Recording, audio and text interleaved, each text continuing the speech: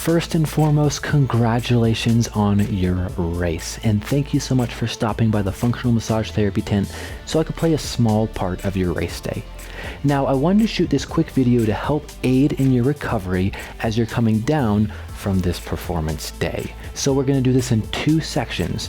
There will be a self-massage section and a movement and stretching section, which is a very different approach than what you probably typically do when you're recovering from a race. So let's dive in. First, we're going to do some self-massage, and we're going to use a very special recovery tool called a spoon.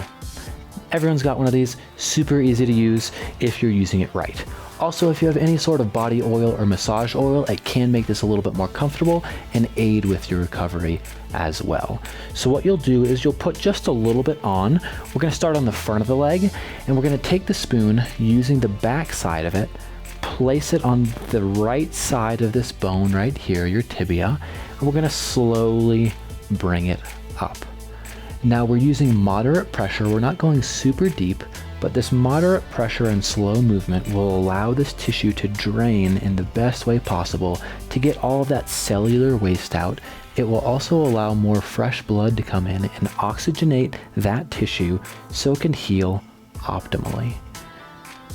Good. So this is a muscle that a lot of people don't even realize was worked hard until they start working on it with their spoon. So go over this with, again, moderate pressure. We're not crushing it. And when you're doing any sort of massage like this, anytime you're using any sort of pressure, always bring it up and toward the heart. So a lot of people will get their fancy massage tools off Amazon and they'll be pushing down and down and down. Well, that actually hinders your blood flow, and it can also cause some blood flow issues in the actual veins themselves. So anytime you're putting moderate pressure or more, you want to make sure you're bringing it up toward the heart and following the natural flow of the blood as well as the lymph, which is your cellular waste. Good. We're going to move on to the calf, so you can put on a little more oil if you need to.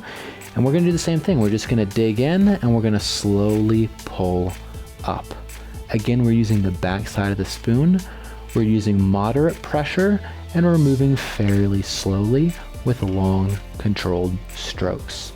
You, of course, can do this with your hand, but I really like using the spoon because it's not quite as strenuous on your hand, and you also get a good, solid, and consistent point of contact as you're running over all of your muscles.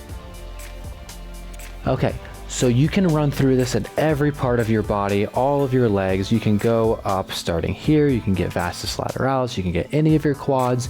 You can loop underneath, get your hamstrings. I'm not going to walk you through all of those because I do want to teach you some movement related exercises that you can do on your own as well. But first, go over any sort of sensitive spots that you have with this spoon.